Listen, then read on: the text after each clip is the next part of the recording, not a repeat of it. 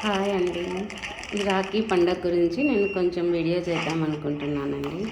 రాఖీ అంటే ఏంటి, ఎందుకు కట్టుకోవాలి, అన్న చెల్లెలంటే ఏంటి అనేది కొంచెం చెప్పాలనుకుంటున్నాను. రాఖీ అంటే చేతికి కట్టే దారం కాదు, జీవితాంతం ఒకరికొకరు అండగా ఉంటాము అనే బంధానికి గుర్తు. మన జీవితంలోకి ఎంతోమంది వస్తారు. కొంతమంది మనతో కొంతకాలం ప్రయాణిస్తారు, కొంతమంది మధ్యలోనే మనల్ని వదిలిపోతారు. కానీ కొంత మన బాల్యాన్ని మనతో కలిసి మోసుకొచ్చిన వాళ్ళు మాత్రం కొందరే. ఆ జాబితాలో మొదటి వరుసలో ఉండే బంధం తోడబుట్టిన వారి బంధం. తోడపుట్టిన వారు రాఖీ కడుతున్నప్పుడు ఆమె చేతిలో ఉండేది ఒక దారం మాత్రమే కాదు, చిన్ననాటి జ్ఞాపకాలు ఉంటాయి. అన్నతో కలిసి తిన్న అన్నం ఉంటుంది, అన్నతో కలిసి చేసిన అల్లరి ఉంటుంది, అన్న తనను ఆట పట్టించిన జ్ఞాపకం ఉంటుంది, తనకు నచ్చిన వస్తువు అన్న దాచిపెట్టిన సందర్భము ఉంటుంది. ఒకే తల్లి కడుపులో పుట్టిన వాళ్ళు, ఒకే ఇంట్లో పెరిగిన వాళ్ళు, చిన్నప్పుడు ఒకరి కోసం ఒకరు కొట్టుకున్న వాళ్ళు, ఒకరి బొమ్మను ఒకరు లాక్కున్న వాళ్ళు, ఒకే తల్లి చేతి అన్నం తిన్నవాళ్ళు. ఈరోజు మాత్రం ఒక్కొక్కరు ఒక్కో ఇంట్లో, ఒక్కొక్కరు ఒక్కో ఊర్లో, ఒక్కొక్కరు ఒక్కో జీవితంలో. అయినా వాళ్ళని కలిపి ఉంచేది ఒక్కటే, ఒకే తల్లి పెంచిన పేగుబంధం. అమ్మ కడుపులో ఉన్నప్పుడు అన్న ఎవరో తెలీదు, చెల్లెలు ఎవరో తెలీదు. కానీ ఈ లోకంలోకి వచ్చిన తరువాత ఇదిగో నీ అన్న, ఇదిగో నీ చెల్లి అని అమ్మ పరిచయం చేసింది. అక్కడ మొదలైన బంధమే ఈరోజు రాఖీగా మన చేతికి కనిపిస్తోంది. కేవలం రాఖీ కడితేనే ఇవన్నీ అంటే కాదు. ఈరోజు మనము కోల్పోతున్నది పండగల పవిత్రతను మాత్రమే కాదు, ఆ పండగ వెనుక ఉన్న మానవత్వాన్ని. ఈ పరిస్థితులు మారాలంటే ముందుగా మన ఇంట్లో పెంపకం మారాలి. ఆస్తి కొడుకే అను, ఆడపిల్ల పరాయిది అను భేదభావం చూపకుండా అనుబంధమే అసలైన సంపద అని పిల్లల మనసుల్లో నాటాల్సింది తల్లిదండ్రులే. ఒక కొడుకుకు తన తోబుట్టువు చెల్లిని ఎలా గౌరవించాలో నేర్పినట్లే బయట సమాజంలో తిరిగే ప్రతి ఆడపిల్ల మరొకరి చెల్లి అనేటువంటి సంస్కారాన్ని చిన్నప్పుడే నూరిపోయాలి. ఈ రోజుల్లో ఒక చెల్లికి తన అన్న నుండి కోరుకునేది బంగారం కాకపోయినా పర్వాలేదు, కానీ కొన్ని స్పష్టమైన కానుకలు కోరుకుంటుంది. ఆమె యొక్క ఆలోచనలకు గౌరవం, భయం లేకుండా సమాజంలో నిలబడేటువంటి తత్వం, ఆప్యాయతతో కూడినటువంటి పలకరింపు, ఇలా కానుకలు లేని కొన్ని మమకారాలను ఆమె కోరుకుంటుంది. రక్షణ అంటే కేవలం శత్రువుల నుండి కాపాడటం మాత్రమే కాదు, స్త్రీని ఒక వస్తువులా కాకుండా సమస్త హక్కులు ఉన్న మనిషిగా గుర్తించడమే అసలైన రక్షణ. చేతికి కట్టిన దారం మీద బాహుబలిలా మార్చడం అక్కర్లేదు. సమాజంలో ఒక ఉత్తమమైన, సున్నితమైన మనిషిలా మార్చితే చాలు.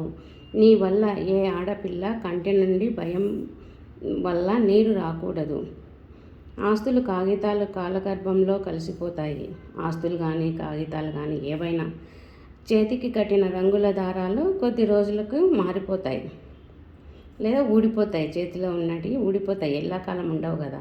కానీ నీ వెనుక నేనున్నాను అని నిలబడిన ఆ నమ్మకం, ఆత్మీయత మాత్రం ప్రాణం ఉన్నంత వరకు నిలిచిపోతుంది.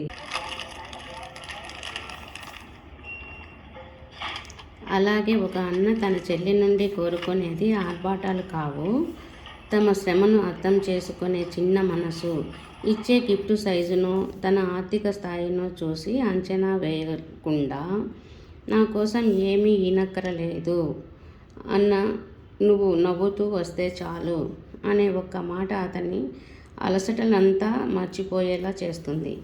కుటుంబాలు వేరైనా బయట మాటలు విని బంధాలను తెంచుకోకుండా మన మధ్య ఈ ఈగోలు ఎందుకురా అని చొరవ తీసుకునే ప్రేమాభిమానాలు కోరుకుంటాం అని అన్న.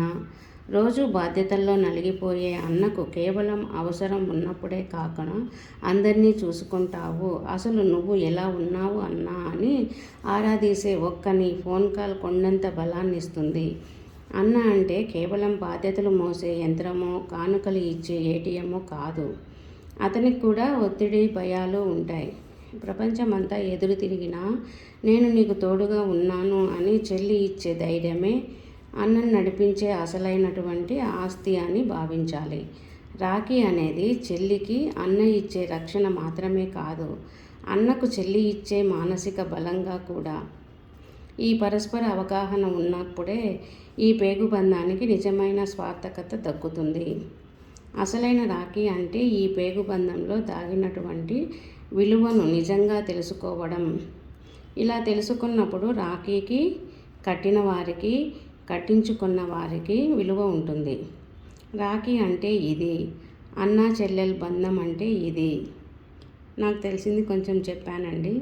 ఒక కథ, చిన్న కథ కూడా చెప్తానండి. కథ, ఈరోజు మనము తెలుసుకోబోయే ఒక అద్భుతమైన పండగ వెనుక దాగి ఉన్నటువంటి పురాతన కథ గురించి. ఆ పండగే రక్షాబంధన్.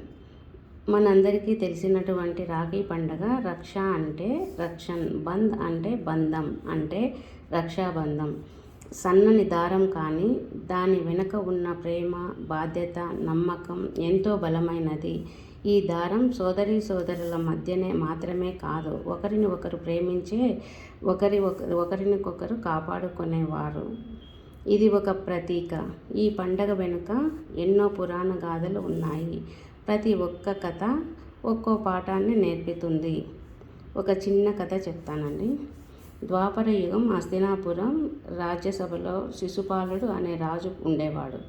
అతడు స్వయంగా శ్రీకృష్ణ మేనత్త కుమారుని అయిన శ్రీకృష్ణుణ్ణి నిత్యం అవమానిస్తూ ఉండేవాడు.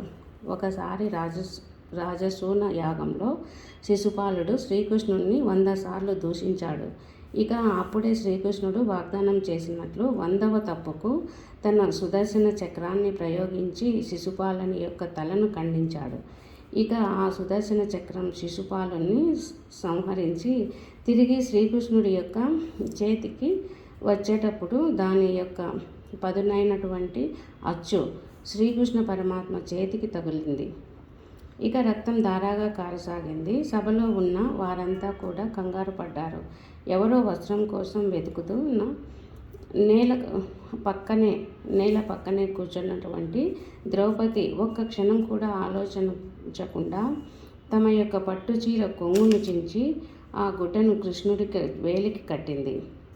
కృష్ణుడు ఆమె వైపు కృతజ్ఞతతో చూస్తూ, ద్రౌపది, ఈరోజు నువ్వు నాకు కట్టిన ఈ వస్త్రం ఒక సాధారణమైన కట్టు కాదు. ఇది నీ ప్రేమకు, నీ త్యాగానికి గుర్తు. నీ రుణాన్ని నేను ఎప్పటికైనా తీర్చుకుంటాను అని మనసులోనే ప్రతిజ్ఞ చేస్తాడు. ఎప్పటికైనా తీర్చుకుంటాను అని మనసులోనే ప్రతిజ్ఞ చేసింటాడు.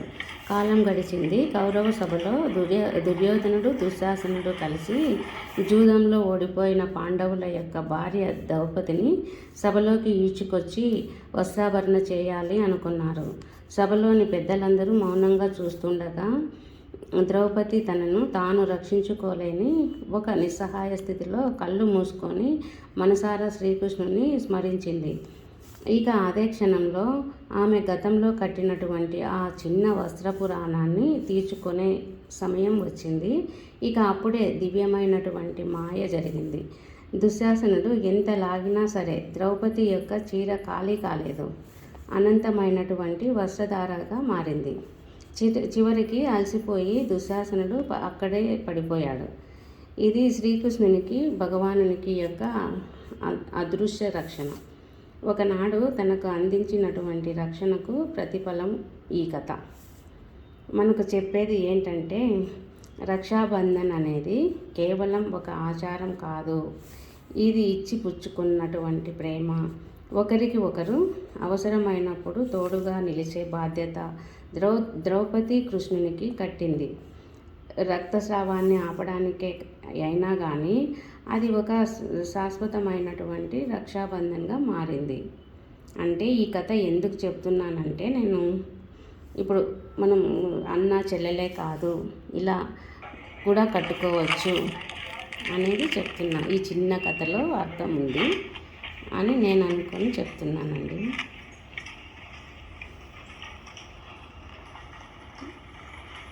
బాయ్ అండి. నెక్స్ట్ వీడియోలో కలుద్దాం. బాయ్.